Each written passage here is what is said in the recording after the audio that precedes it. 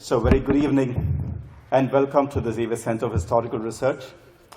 We are so delighted to have you over here this evening, and especially those of you who have come over here for the first time.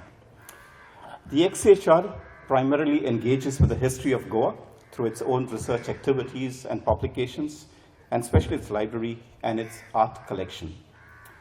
And this evening, the XHR is delighted to host the book launch of Sharbelle Fernandez's Romance in the Airwaves. Airwaves. First of all, congratulations to you, Sharbelle. Thank you so much. And congratulations because this is indeed your first book, and for many more to come. We look forward. Yeah. And also to Frederick Noronha, the publisher of Goa 1556, who has published over 190 books on Goa. Sharbelle's Romance in the Airwaves is a fine work of radio history in Goa, more so about the operations of emisode at the Goa, the contemporary radio service, highlighting its capacity to attract audiences across extensive geographical ranges and examining the labor and craft of its announcers, as well as contributing to our understanding of everyday life in Goa in the 1950s and 1960s. But what is even more riveting is that the book is a labor of love in many ways. It is a tribute to our parents and is set against the social, political, and cultural backdrop of Goa and Hubli in the 50s and 60s. And through this period narrative, she explores themes of love, memory, and historical change. Born and raised in Goa, Fernandez later moved to Hubli, where she lived with her husband, Rocky. Rocky is here. To whom she has been married for over 4 decades, and their children, Zanaina and Bjorn. And I see you too. And Zanaina, there she is. Yeah. She spent 29 years working at Akai Industries Hubli before retiring and returning to Goa. She now resides in the village of Nashnola in North Goa. In retirement, she devotes herself to creative and reflective pursuits, including reading, quilling, calligraphy, and singing with the Stuti choir. This evening, Sharbelle will be in conversation with Tino Disa, Velma Fernandez, and Frederick Noronha. It's so nice to see you over here, and welcome. Tino Disa has been an IS officer, an author, and a poet. He holds an MPA from Harvard and a PhD in built environment, and was in the Indian Administrative Service. His varied assignments included a stint with the United Nations and culminated in his being the longest-serving Chief Secretary of Madhya Pradesh. He is passionate about history and heritage, traveling, architecture, and writing. Twice the winner of the Times of India National Short Story Competition, he was also shortlisted for the 2025 Commonwealth Prize. He has 2 published collections of stories besides others, and several of his poems have appeared in anthologies of the Poetry Society of India, Delhi Poetry, Goa Writers, and the Brave New World of Goan Writing and Art 2025. But before I continue, I must say that we look forward to the latest anthology, Appetite, New Writing from Goa, which will be released by Penguin shortly. Congratulations on that, and we're so happy to have you there. Several contributors of this volume are also present in the audience. There's Michelle, there is Heta Pandit, there is Frederick also, there is Pamela, and I don't know if someone else I have missed. But yeah, we look forward to this volume. Congratulations. We also have Velma Fernandez, who is a radio broadcaster with over 2 decades of experience as a radio jockey with All India Radio Goa. Her work at the radio has been deeply shaped by a passion for music, storytelling, and community engagement. She is the only auditioned Western and Konkani announcer at All India Radio, now Akashvani. Beyond broadcasting, Velma is a dedicated music teacher at Sharda Mandir High School, Miramar, preparing students for ICSE Western Music Appreciation, and also teaches mass media and communications. Thank you for being here this evening, Velma. Welcome. And to Frederick Noronha, who is known to so many of us. He's a columnist, researcher, and alternative book publisher. Based in Goa, he has worked in journalism since 1983, covering technology, media, environment, and developmental issues. and has contributed to Indian and international publications. In 2007, he founded Goa 1556,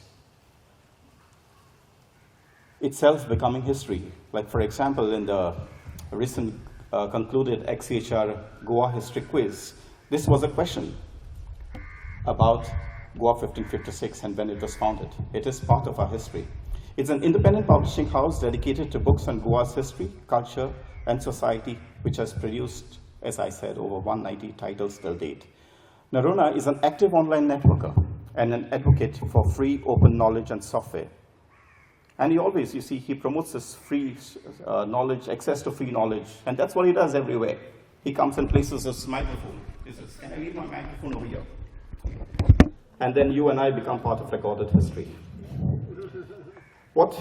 I have no other opportunity to embarrass you so much, but thanks for creating such an online archive about Goa, an archive of sorts that exists online. He has also engaged in academic research on publishing in the 20th century Goa, including a PhD on the subject. Thank you for being here, Frederick, Sharbelle, Tino, and Belen. Over to you. Yeah. So good evening, everyone. Apart from being the moderator and trying to get this disparate session together, I've got this unpleasant job of being the timekeeper here. And this young man in a hurry, with his Belgian educated kind of sense of timing, starts at 2 minutes before 6. So all of you who come sharp on time are going to feel late.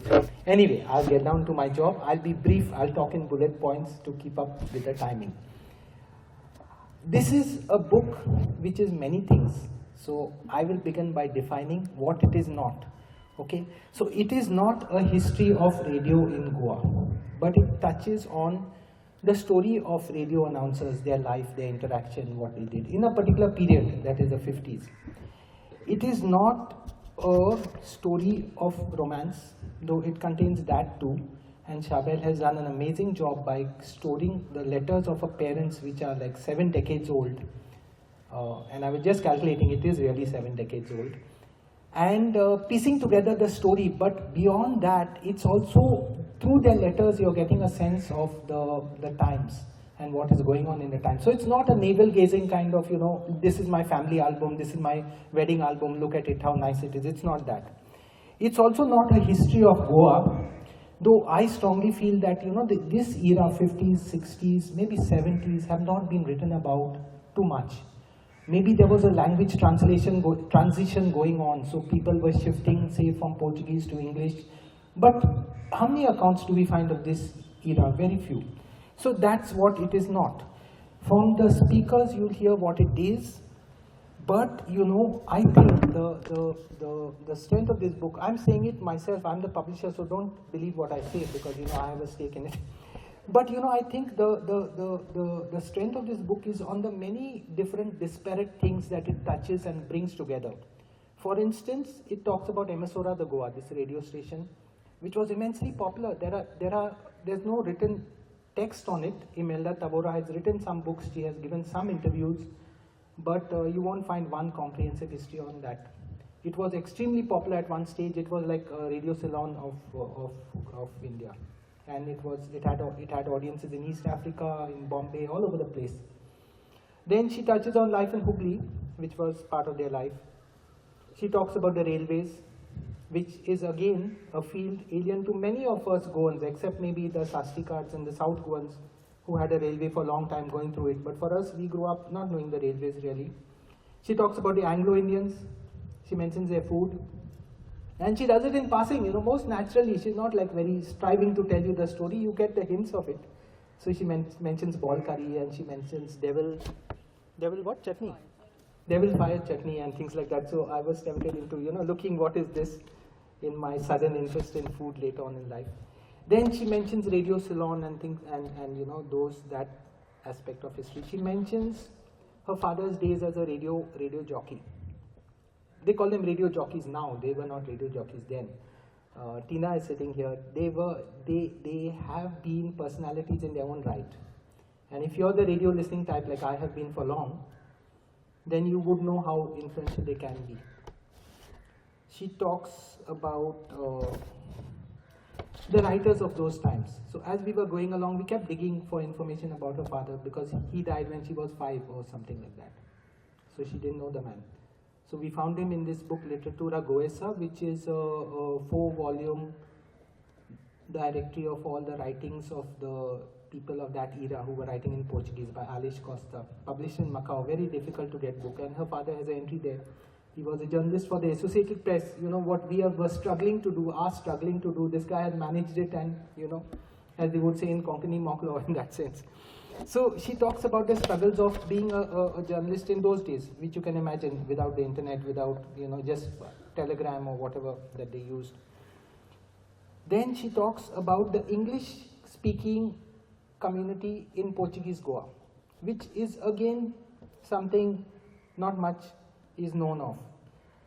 Her mother writes love letters to her father. One love letter is made up full of the titles of the pop hits of those days. It's like, you know, the titles are woven into her letter, and she's telling him what she wants to say through the titles. So that is another thing. There is also, you know, things like dances within the diaspora community, in this case Hubli, which still has a 100-year-old Goa club there. And, you know, politics in the media, the role that politics plays. Politics still today controls the media, and we all know that. But even in those days, there were games going on. If you read the book, you know what we are talking about. Border crossings. So when the blockade was there, her mother wants to come to Goa and to marry her father, and she has to pass through all these blockades. And she has to go from Hubli to Bombay to get a pass. And this pass is issued by Ashok Mehta, whom Victor Angel Ribeiro, who's 100 years old, also mentions, having met him and things like that. So Ashok Mehta is the son-in-law of Vijay Lakshmi Pandit, and he's sitting and deciding who can go, and it's very complex. Picnics in the 90s, lots of other things. The Indo-Pak War, which those of us of our generation would remember, covering the windows with brown paper so that if there is a raid at night, no one can see you. You know, the economic struggles in the 60s and 70s, because these were very tough times. I think many of our families went through it, where we were dependent on ration supplies, and all. They were particularly hard years for India as a country as a whole, not just Goa. And then there is a small section on Father Ego's St. Joseph's home, where her mother ends up working, so that story comes out also.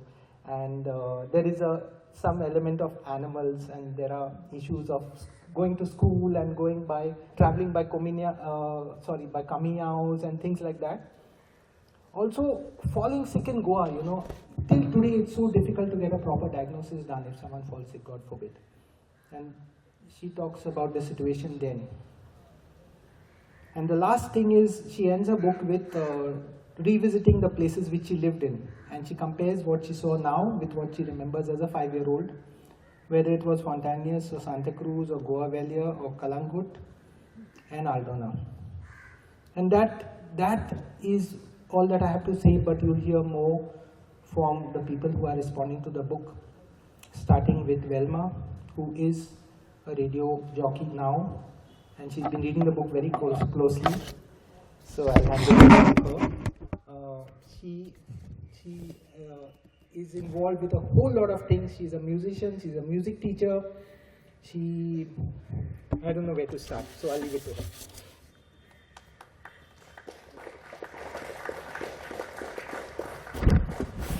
Thank you, Renald and FN.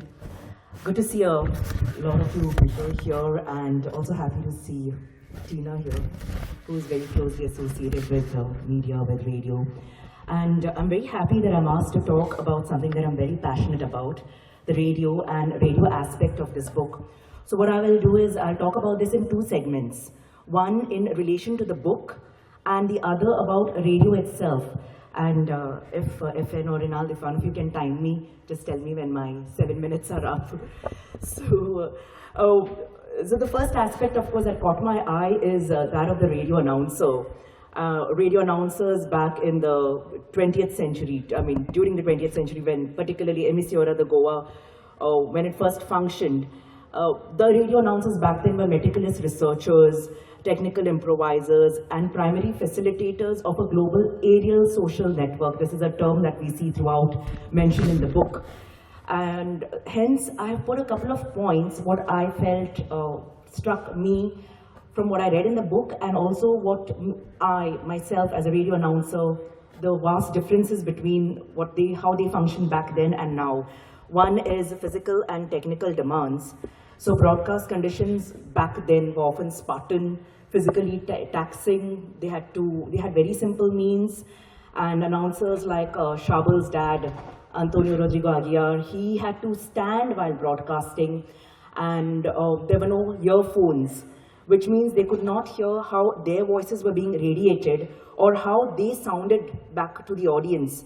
So in the station's earliest experimental days, the equipment was highly improvised, famously utilizing a microphone made from a coconut shell.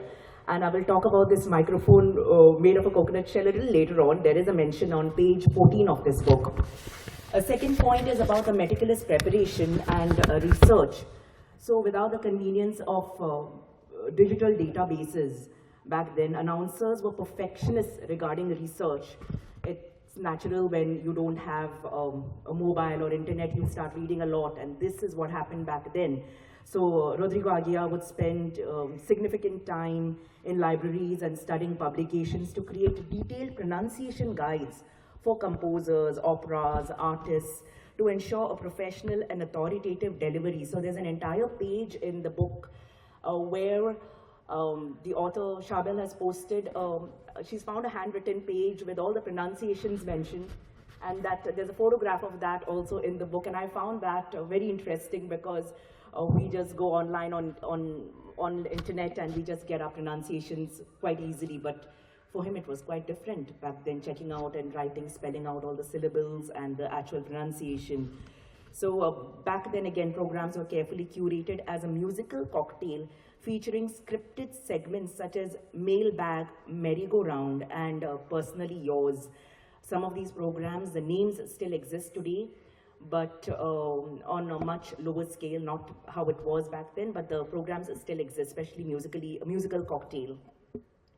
And to obtain lyrics for new songs, announcers sometimes had to play records on a separate turntable, and they had to manually transcribe the words. Again, we get these lyrics easily online now. So for now, yes, Google is our best friend, unlike then, where for them it was all libraries. Third point, what I found interesting was the audience interaction and community building. Now, announcers functioned as the cyberspace and social media. This is a term I picked up from the book, bridging gaps between regions. So they had various responsibilities, which we also have now, but in a different sense, I'll tell you. So back then there was managing fan mail. That was the first responsibility for the announcer, where they had to deal with a deluge of letters, where Rodrigo famously had approximately 20,000 aerial sweethearts, big fan mail there. And he spent hours of sorting out this mail and daily arranging all the song requests. This is something we also did when I first joined 23 years ago. We had these metal trays where we would get all these postcards and letters. We had to separate all of them. But thanks to WhatsApp now, all this has disappeared. The trays are still there at the station, but they are all empty now because we get all our requests on WhatsApp now. And I'll just make a mention of the most popular show that we had back then was Just For You in Western. And the Konkani program was Tumchi Pasanti, which had a lot of fan mail. Next, the responsibility of an announcer from the book I've read is, or not responsibility, rather characteristic, is facilitating secret communication. Now, they often participated in a request culture where listeners used song dedications to send personal wishes or even secret codes to loved ones. Now, FN just mentioned about the letters titled with names of song titles in that entire letter. Something like this happens even now, but not in the form of letters. As I said, it does happen as WhatsApp requests, and one person sending a message to someone else in different parts of the world also does happen now. Till a few years ago, till we had the postcards and letters, till quite about 10 years ago maybe, there were these groups Jackson boys from Miramar would send requests to someone else in Seolim, and then there were rivals among schools and colleges. They also had secret codes and lots of letters like that. And that still happens, but it's just taken a whole new format right now. That's all. It still does happen. Oh yes, and if they don't like announcers, there are some sort of requests for us also. So that, and then the third aspect is the on-air persona, which touched me in the book. That is, success relied on a deep, resonant baritone voice. Now, this is what Mr. Aguirre had. So that's how he was successful as far as his voice is concerned. That's what carries us ahead. No one's bothered about how we look. So he had a lot of wit, and to build an intimate person-to-person connection with the listener. That was my 3 points done. The next thing, what struck me in the book was a labor of love as far as the announcer part is concerned. They had to really work hard. I may be overlapping another point here, but they had another job, like her dad also worked at a pharmacy, at a pharmacy, and also worked as an announcer.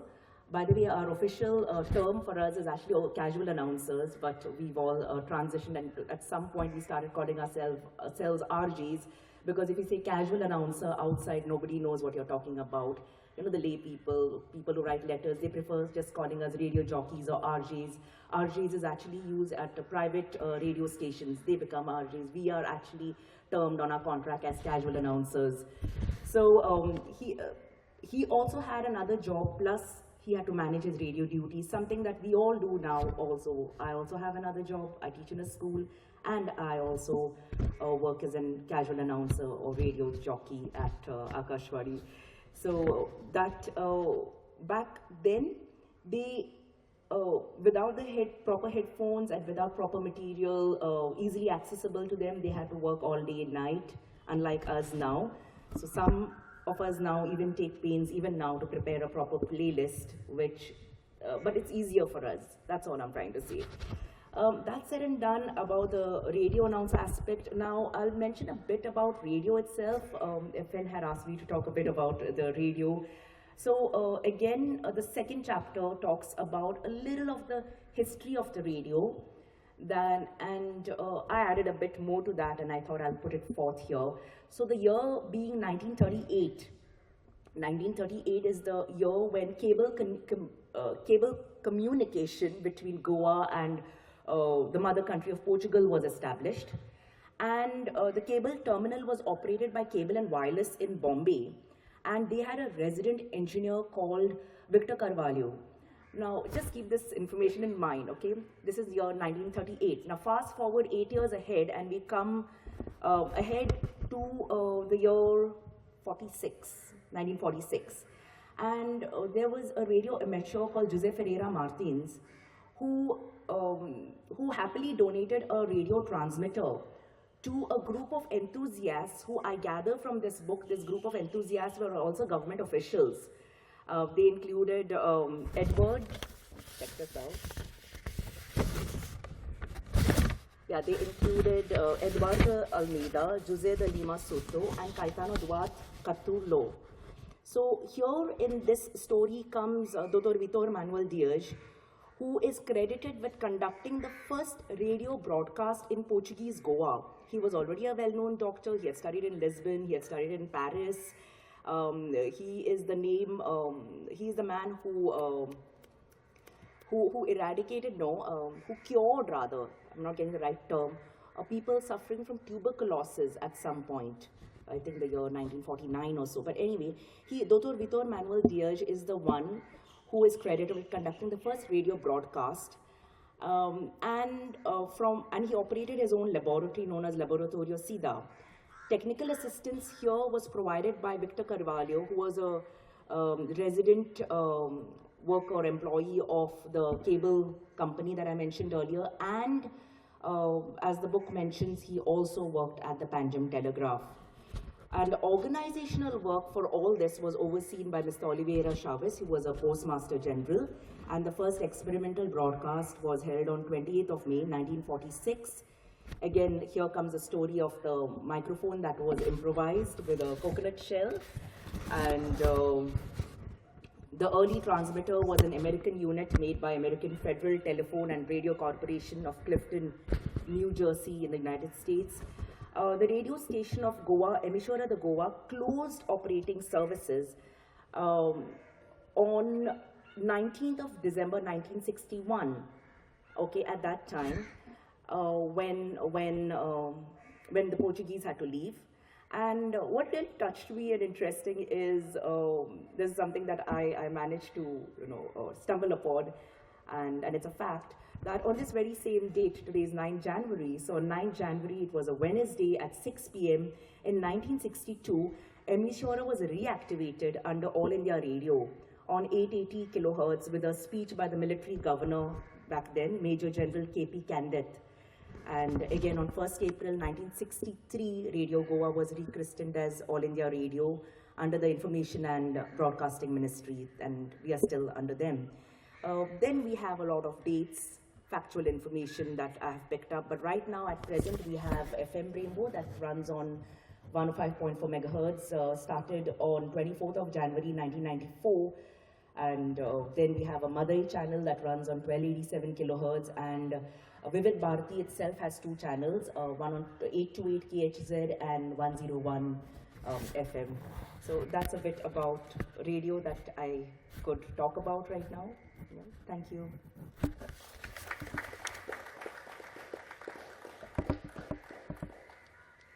Thank you so much, Velma, within time too. And I think that's a big slice of what the book is all about. But as you hear others, you'll get a different insight. So the next speaker is going to be Tino Disa. And Tino's claim to fame is many things. He was the Chief Secretary of Madhya Pradesh, which is in population like the size of Germany or Turkey or something like that, 90 million. But his bigger claim to fame, according to me, is his humility, his approachability, and the fact that he's a great storyteller in terms of short stories also. So one of his short stories was selected from 8,000 in the last 25, and for the Commonwealth Prize. It was in the list of the shortlisted stories. So that's Tino for you. Over to him now.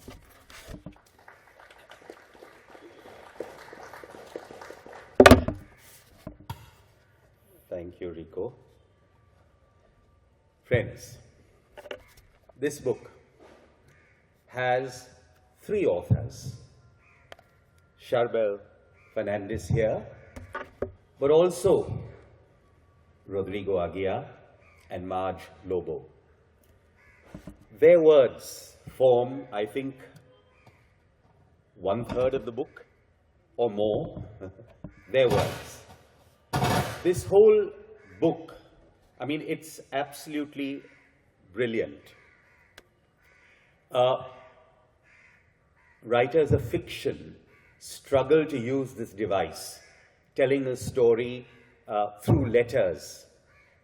But here, Sharbelle found this treasure trove of letters between her parents. She saved them. Many of them, she says, had got eaten by white ants.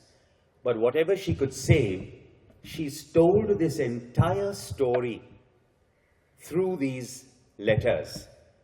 And then she fills in the blanks and, builds it around. Any of us would be lucky to have one parent who's a good writer. Sharbelle has both her parents who are good writers, and you can well see where she gets her talent from. These letters are not all serious letters. I mean, some of them relate to petty matters, trivial affairs.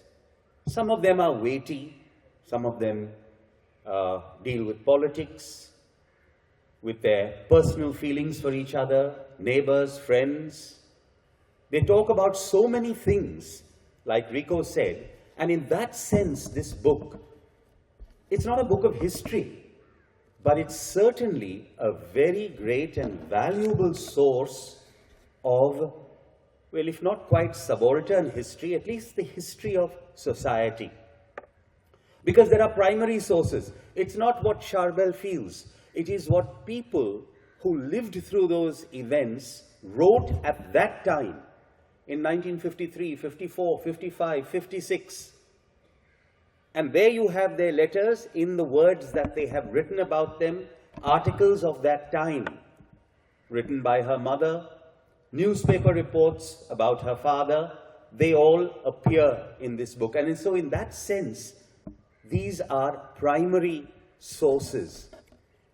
The letters, of course, are two people in love. But all kinds of other things happen.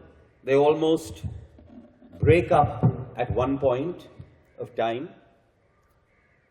But you must, I am amazed at the kind of language used by this young girl in Hubli in 1953 and this guy in Goa, Portuguese-speaking parents, and yet the quality of the English and the courage to write what they wrote. Like, for example, I want to just give you some examples of their writing. Rodrigo was not just a writer. He was an announcer on radio, all that you've heard, but he was also a poet. And more than a dozen of his poems are included in this book. But just an example of his prose. Now, he's writing a letter and he's talking about, being up to my neck in work. And then he says, I'm sinking, bothered, bewildered, and bewitched. Now, he's just writing a letter, but this alliteration just flows through, and clearly this phrase, these words must have impressed Marge, because in a letter written many months later, she refers again to these three words. And Rodrigo says somewhere else, that's not a bundle of joy, but a parcel of paradoxes. I want to read to you just 4 lines of a poem. All his poems, many of them are wonderful. Some of them rhyme, some of them don't. But 4 lines from a poem that he wrote called Nova Goa Nights. That's basically, nights in Panjim. And he wrote this in 1952. Just 4 lines. This is not a rhyming poem, but look at the language. 0 hour. Midnight is snugly enveloped in its ebony nightgown. Sleepy silence reigns supreme on the streets, stretching as far as ear range. Darkness drops a plastic mantle of mystery over the drowsy city. It's a very long poem, 3 pages, but I've just read you 4 lines to tell you the kind of quality that of his writing. That's Rodrigo's writing. But Rodrigo's style is, more conservative. He uses phrases like keeping it in abeyance, but none has yet come forth. In one letter, when he's apologizing for something something that must have upset Marge, he writes, any disappointment caused unwittingly due to unforeseen circumstances entirely beyond my control are responsible for my remises. And you can actually see the tongue-in-cheek in this letter. And these letters are actually going on much before they actually meet each other. Now, the writing styles are completely different. If you see Marge's style, it's lively, bubbling with life. She uses a lot of Americanisms in the way she writes, dropping her G's in writing. So all present participles, verbs ending in ing, she drops the G, puts I and an apostrophe. What amazes me is not that she uses, words like blankety blank, okie dokie, toodles, purty for pretty, flicks for movies. That was a beaut for something very well.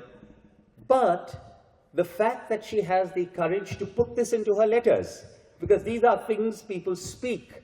But when you write, you tend to be a little more formal. Any school teacher would have drilled this out of you. But this is what she's writing. These are words that she uses in her letters. And then the puns. When she's talking about a cookbook that Rodrigo sends her, she said, you know, this has a lot of stirring passages in it. Stirring passages, that also she puts an apostrophe. You know, and then when she's talking to him, she says, you know, when his mother is away out of Goa and he has to look after himself like a bachelor, she says, I hope you're keeping the home fires burning and the pots a-boil. Now, not only, and you know, and other phrases, like once she's talking, she says, the dogs were howling long-distance conversations, when she's talking about a noise that is happening outside while she's writing the letter. And Master Bullfrog conducts his croaky chorus outside my window. But not only does she write all this fun, when it actually comes to serious matters, she can write seriously. For example, when she turns down Rodrigo's proposal of marriage, Rodrigo, like a very good gentleman, writes to Marge's mother, Lillian, I think her name is, and says, you know, whatever he says, that letter is lost, but he asked for Marge's hand in marriage. Marge decides she doesn't want to marry him, and she writes back. Now look at the language that she uses.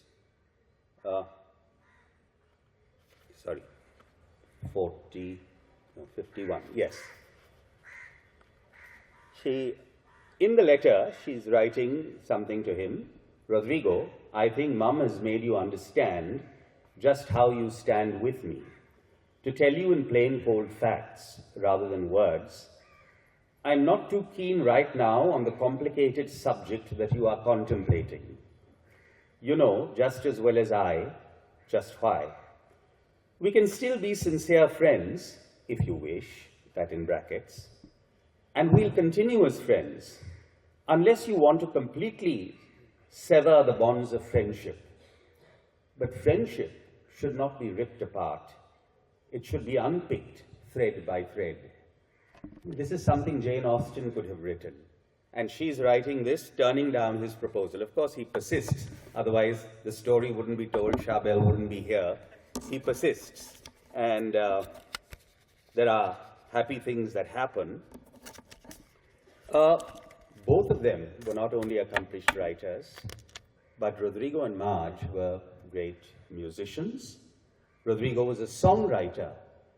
The lyrics of some of his songs are here. The music, I don't know whether Sharbelle has been able to find, or whether Velma will be able to find them in the archives. The music is lost. In some cases, he composed the music. In some cases, particularly Marge too used to write songs, but she would use the music of an existing song and change the words. But Rodrigo was also a drummer. He played the mandolin and he played the violin. Marge played the piano, the guitar, the mouth organ, and the tambourine. So you can imagine the influence of music in their relationship, and that is why, as Rico reported, there is one letter in which there are 80 song titles to describe the letter. Marge writes that. And it's not a fun letter. It's a serious letter. It is a serious letter. She's talking about a serious aspect of their relationship. She's upset with him about something or the other. And in fact, at one time, Rodrigo gets very jealous. And the source of his jealousy is actually all the young men of Hubli are sending in song requests for Marge. And he has to read out these song requests from Radio Emissora to his fiancée. And then he hears from somewhere else that she's gone for a dance. And so he very delicately writes to her and said, I hope you enjoyed that dance, which you didn't tell me about. And then he must be going on to say something. And she's so upset with him. And she writes back saying, you know, you're criticizing everything about me, and I think you should stop writing to me. And then she's trying to explain things, and then she says, it's so difficult to make you believe. Before I can bring belief to you, the bronze lions of Trafalgar Square will get up and eat hot cross buns. I mean, I thought that was absolutely amazing. Anyway, I really won't go further, but another phrase, you know, struck me when she says, you know, there are kisses dipped in danger, aflame with embers of deep regret. I tried to look it up. I thought it was a quote. I don't know. But I tried to look it up on the net, and it just says this is not a quote. It means she's actually written that. And one letter, again, she puns on rap when she writes the end. I think I need to wrap this letter up now. And then she said, when you open it, you'll find my heart wrapped in it. I thought that was also very, very beautiful. What is remarkable is one chapter, which is called The Spy Who Loved Marge. I mean, the name of the chapter itself is so good, I would have named the book The Spy Who Loved Marge. It's fascinating because Rico has already told you something about it. It is really a piece of history. It describes in great solid detail, and this is not what Sharbelle is saying. This is what Marge says in her letters. She describes how she has to go to Bombay for this interview with Ashok Mehta, what happens in the interview, what they say, what he says, what she says, what happens when she gets back to Hubli. And one very interesting thing, you know, Rodrigo actually writes to her, had written to her about giving a list of 10 Portuguese songs which she may like to listen to. The censors got hold of that letter, and they thought he had written some code in Portuguese to her, and they ransacked that house, Lily Cottage in Hubli, trying to find out whether she was sending, you know, sensitive information to Rodrigo, and Rodrigo was passing on this. It's hilarious.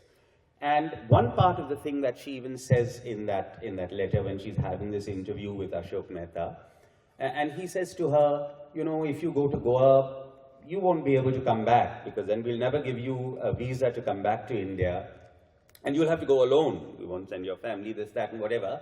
And supposing he doesn't marry you, what will you do? She gets so upset, and she writes that in her letter. This chit of a girl tells Ashok Mehta, whom Rico tells us is Vijay Lakshmi Pandit's son-in-law, she said, are you conducting an official inquiry, or are you prying into my love affairs? And she writes this to her fiancé. She says, I asked him that. And then she's so unimpressed with him that she says, this fellow, he probably thinks that elephant tusks are made out of piano keys. Brilliant, really brilliant. Better put down, you know, you won't find. Anyway, I won't go on further. I finished my 10 minutes. I finished more than 10 minutes, I think. I will just end saying two things. One to Sharbelle. Sharbelle, your parents were clearly very remarkable people, very charming people, and I truly wish I could have met them. I'm sure I would have loved to have met them. That, of course, never happened, but thank you so much for bringing them alive and giving us the opportunity of meeting your parents through this book. And I'm sure all of you will enjoy it, enjoy meeting Rodrigo and Marge when you read the book. And the last thing is a word of caution to all of you. Don't ask Sharbelle where her birthmarks are. And those of you who are not laughing at this lame joke of mine, you need to buy the book and read it. Thank you.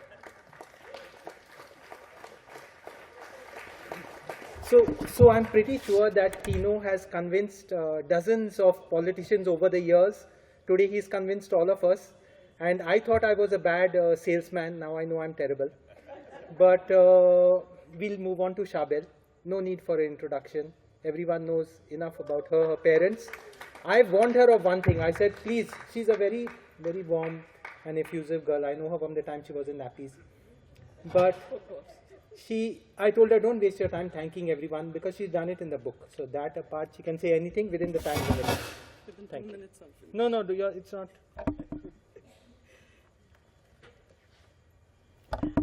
Good evening. It's so lovely to see all of you here. Yeah. It's so lovely to see all of you here. I'm really grateful for your presence. because this is a very happy day for me. I'll tell you a little bit about how I started writing this story. I had my mom and dad's letters in a shoebox hidden somewhere, and one day I just opened that box and I started rereading the letters, because when I was a teenager, I was so intrigued by these letters and by my way that my parents wrote. So I said, first it was just like personal property to me. But then as I reread each letter, I have about 50 to 60 letters still there. And some letters run into like 8 pages, 10 pages, 12 pages, and sometimes just 6 pages. And the letters are very flimsy because it's written on flimsy paper, and it's 70 years old, so I have to really take care when I'm reading them. And as I kept reading them, the story formed in my mind, and I had the documentation of different things which I've put into the book, and I weaved a story, their story, with history, with these documents, which I hope you all will enjoy reading as much as I enjoyed writing it. I think Velma, Rico, and Tino have already summed up almost what I wanted to say, but I'm very nervous today. So I'll just read you something that I've written, which is during the blockade. It was when they thought that my mother was a spy. So the history is, due to the ongoing blockade, the real challenge for Rodrigo and Marge was just beginning. Marge needed permission from the Indian authorities to leave India and from the Portuguese Goa authorities to enter Goa for their marriage. While the latter posed no issues, the Indian officials were reluctant to grant her necessary clearance. Marge's request to secure approval for her wedding in Goa quickly spiraled into a nightmare. The authorities also refused to allow her family to attend the wedding, stating that if she did manage to obtain permission, which seemed highly unlikely, she would have to leave India alone on a one-way ticket, never to return. It appeared as though the officials were waiting for an excuse to deny her request outright.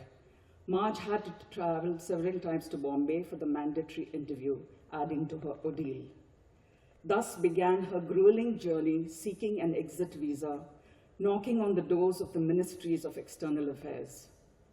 Before we move on to read about Marge's tribulation, you should be aware of a blacklist maintained by the Indian Immigration Office, referred to earlier in the mentioned book by João Menezes. The border blacklist. Indian immigration at Majli, it transpired, had been equipped with an important control which had moved from the Bombay Secretariat, i.e., a thick handwritten book in alphabetical sections with the names of persons who were considered persona non gratae, based on alleged but often baseless sensibilities in India. Their writings in the press, their official placements in the government of the Portuguese India, or their connections even through marriage with persons on the same list. Keeping the above in mind and Rodrigo's resignation, Rodrigo did not know if his name was added to the list, and that left him anxious. As a result, he could not risk leaving Portuguese Goa. Hence, the responsibility was on Marge to secure permission from the NEA to exit India. So the rest is in the book. I'd like to thank all of you for being here and for making this day enjoyable to me to see so many of you. Rico, thank you for being the moderator. Tino, thank you so much for being on the panel. Velma, you have all done a fantastic job. And thank you all for coming here.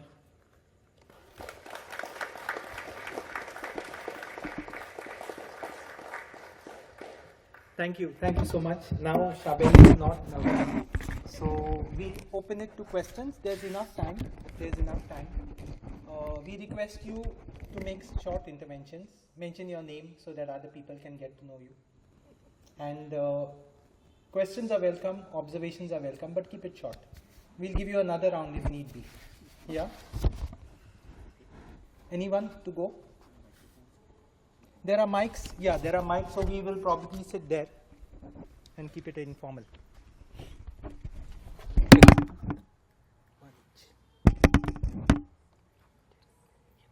Yeah, anyone, please feel free to. There will one mic. Give him a mic so he can take Yeah. it to people.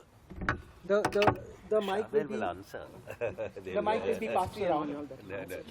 If you provoke us, we'll tell you something more interesting from the book also. Everyone seems stunned, or it's that just that first question which takes time to come. Yeah, there's a question please. here. Oh,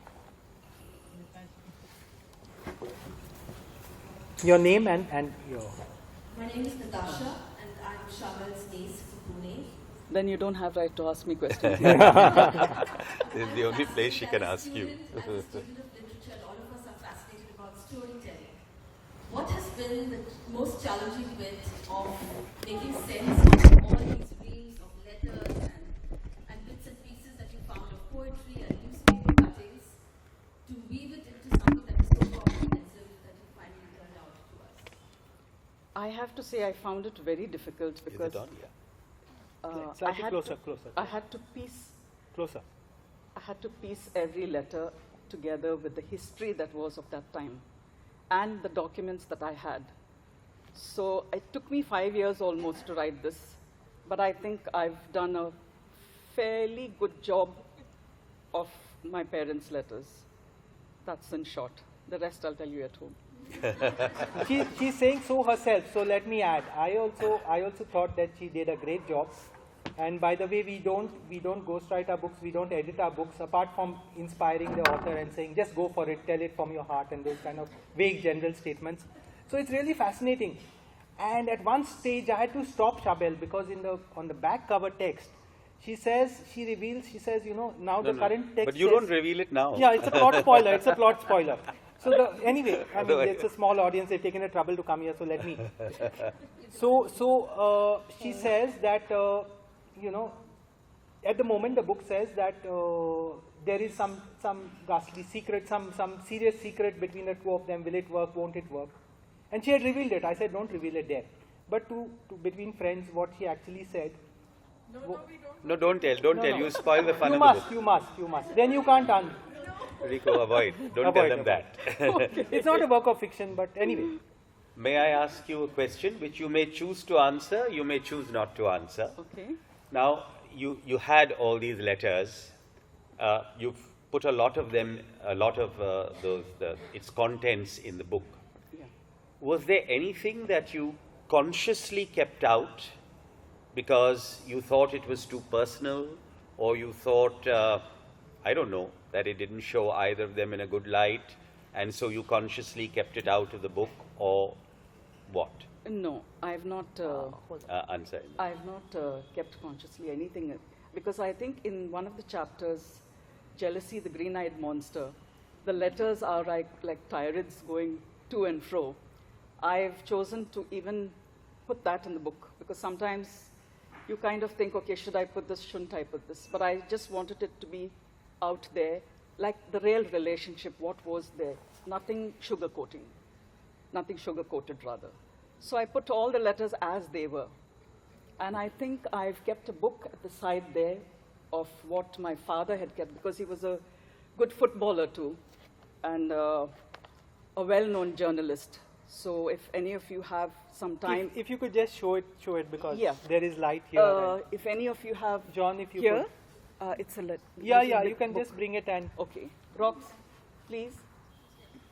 If anybody would like to So he go kept through it. He kept his scrapbook of all these things which he has done, and he's not just a radio announcer, but he's one of the top footballers in Goa at that stage, and he's writing for the Associated Press of US, which is like a very prestigious news agency, and he keeps clippings of everything. Yeah, so if anybody would like to flip Be through. careful, huh? Be careful. So if you just want to tell us what's in it or something, You can just have a look like this. You can get an all idea. the clippings, everything, So, whatever. yeah. So this book is almost 90 years old, Goodness. and he's kept snippets of all the football games that have been played. And of course, you find some programs pasted here, some gate passes. So it's really, yeah, you can see the programs here. Some gate passes if you would flip through the book here. So this is his labor of love, I can say. Yeah. So yeah, if anybody else would like to. So while we were doing the book, 85 years old, some of these. while we were doing the book, Sharbelle mentioned somewhere there that her dad's cousin came down from Malaysia, and he wrote the music for his poem Mandovi Moon. Mandovi Moon. And I said, hang on, I know some Goans in Malaysia, so I thought of asking John and Peter Nazareth from Moira. I asked John, and John said, my cousin Alberto Gomez, who was a professor in Australia till recently, may be connected. And it was right enough, and Alberto sent me this obituary written to his father in a prominent Malaysian paper, I think Malay Mail, when he died in 71. And it's such a small world, so his dad was her dad's cousin. And he came down in 1920, what? I'm not very. 1937. 1937. That's when or they whatever. composed the song. And they composed the song together. And we actually found it through the net. So it's amazing. Sorry.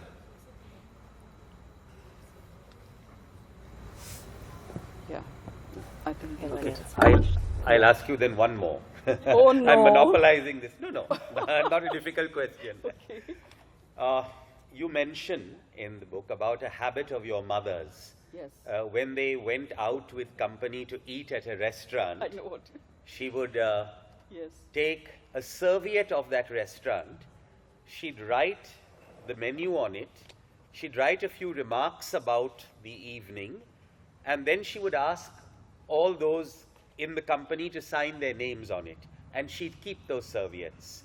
I mean, that is such a beautiful thing. Yeah. Do you have any of those serviettes? Unfortunately, I don't. Into the mic. Unfortunately, I'm sorry, I don't have that. But I remember that habit of hers, where she used to, it was such a lovely thing because we used to just open it once in a while and just say, okay, 3 years ago we went here for lunch or for dinner and had all these guests, and we kind of recall the memories.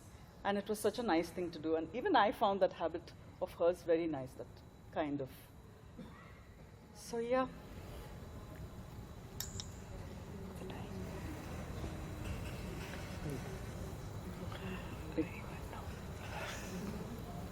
Yeah, Larry. please, Adrian. A mic there. Yeah, I'm Adrian Tribuna. Stay close by. I want to ask you one thing. Please ask me a simple question. Just as simple as Okay. asking you. A lot of communication is pre-marriage Yeah. and it's text communication. But you were once one person who had a inside view of how they work, dealt with each other post-marriage. How were they? What's the chemistry between them? Can you say a few words about that? In 3 words, buy the book. No, I'm joking. But he elaborates on it. Let her answer. Yeah. Tell into the mic. No, I'm not very sure about. She was 5 when her father died. Yeah. But there are chapters of how he came from work. Seven. How he would come from work, and she would insist, even if she ate her food early, that she had to have one morsel from his table. Yeah. What was his question? I didn't get at the radio and he replied to them. Yeah. Adrian, what was your question? Yeah. Again? Yeah. That's also there. Chemistry That's between also them there. post-marriage. See, just Between the parents. Okay. Velma gave me one hint. Sharbelle, tell about the story where Post-marriage, she about writes the- the ghost love letter to him after Yeah, marriage. Yeah, so tell that's that what story. I wanted to Yeah, tell. So I don't know the exact wordings to that, but once they get married, she is, I think, pregnant with their first child. Mom's pregnant, and she writes as a fan to him. So even after the marriage, she writes a letter to him, flirtatious letter, saying first she puts the fan letter, and she says, I heard your voice over Radio Goa, and I fell for your voice, that kind of thing. And I have a car. And then she yeah, says, I have a car. A I can Cadillac. drive you anywhere. And she says, I've got a figure like Marilyn Monroe. Yeah, she goes on to say that. And, And and then at the bottom she writes, in her handwriting. in her handwriting, I'm 7 months pregnant, what I do? So that was the fan letter. So even after they got married, they tried to, keep their romance alive. So that's... Then Sharbelle describes a picnic where they go from Santa Cruz to Srizhao in those days by bus. And there is a picnic there, family picnic, and So, but it was a short while. I think losing someone at an early age is always traumatic, no? You'll always have them in your memory. We have not had that. So. Can I just say that it's like their love language literally is words. The two of them. They build their whole relationship Yes. and their marriage and their On words. That's...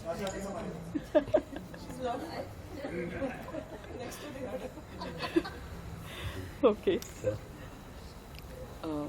I think, Tino, you stunned everyone by your presentation. So Yes. it's going to And be Velma helpful. too, and you being the moderator. Thank you so much for that. Augusto? There's a question there. Yeah. Question here too and there too. Yeah. Two questions. We'll come to you next. Sharbelle, I'm from Rajasthan. Yes, Robert, I recognize you. Identify my voice also. You spoke about that ghost letter. Yes. Was it purely the voice that was the initial? No, she speaks right like a fan. No, initial. No, how did they get together? Originally. Originally, Initially, how did they get together? Was it a proposed? no, it was falling in love through words over letters. Over radio. Over Radio Goa and through letters. Wow. So That was, it is completely. quite dangerous. It happens even nowadays, I It's a think. bit more dramatic than that. So one of Marge's friends tells her that you please listen to Emisora de Goa. They play this lovely music and all that. So she starts listening. The next step is to write, and then he likes her letters and vice versa. So that happens. But the joke doesn't stop there. When Rodrigo visits Hubli, he visits Marge's house but doesn't visit the friend's house. And a lot of fans wanted to meet him, but they couldn't because he was too busy. Yeah, he was leaving the same day. Well, the radio is doing a wonderful job. Much better than the internet. Correct. Thanks. There was a question here. Yeah.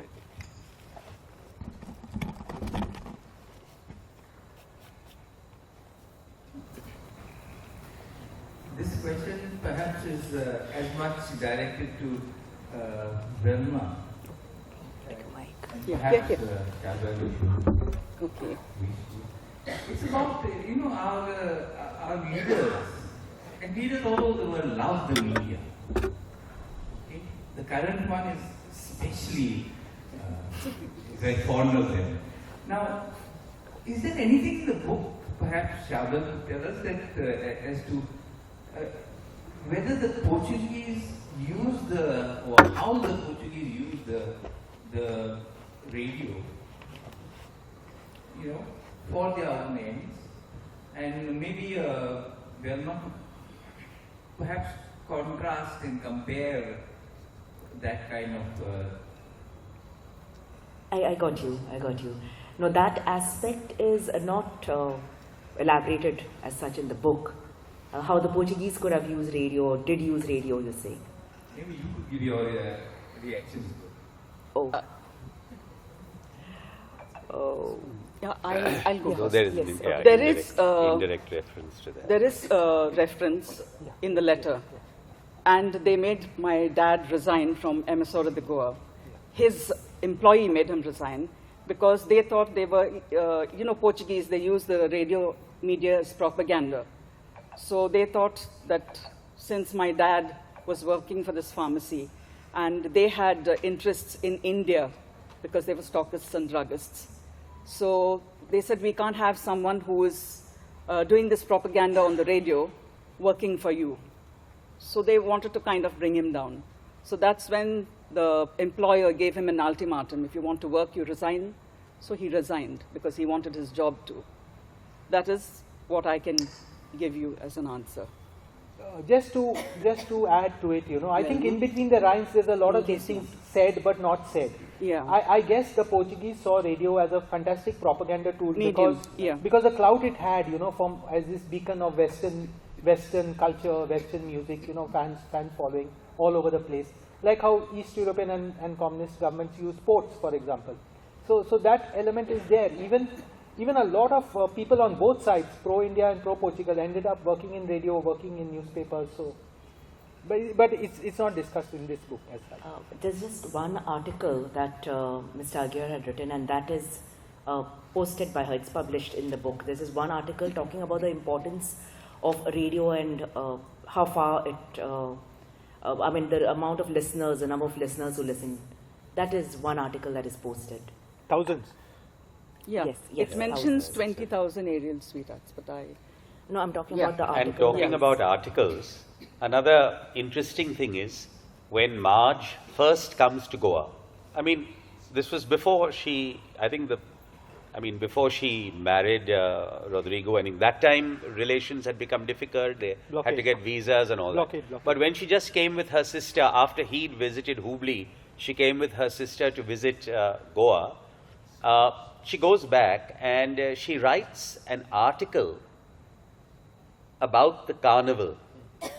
Now that is like an eyewitness account of what the carnival was in Those days. 1953 or 1954.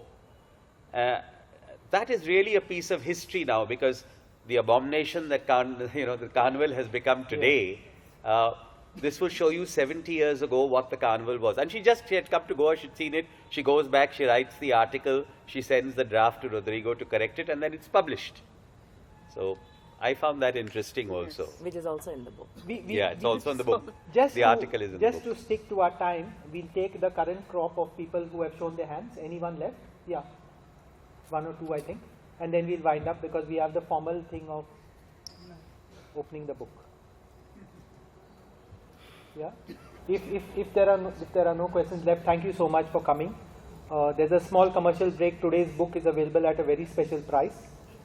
We encourage you, we encourage you to take more than one copy, and there is an exhibition of books going on there. So in the meanwhile, we will just go ahead with the release of the book, and no formalities, no chief guests. I'd just like to call Father Rinal to do the honors and join us in releasing the book. Thank you. So that's it. Come on, let's stand. Come. So Reinald is this don't call me father kind of guy. And yet you're doing that. Yeah. So we'll give him the honor of this opening. Come here, next to the author. Together, he says. Reinald, but come here, Come in the middle. next to the author. A special thank you for all the people who have come from Margao and I long think we'll have to distance. cut Yeah, I've kept the scissors. Maybe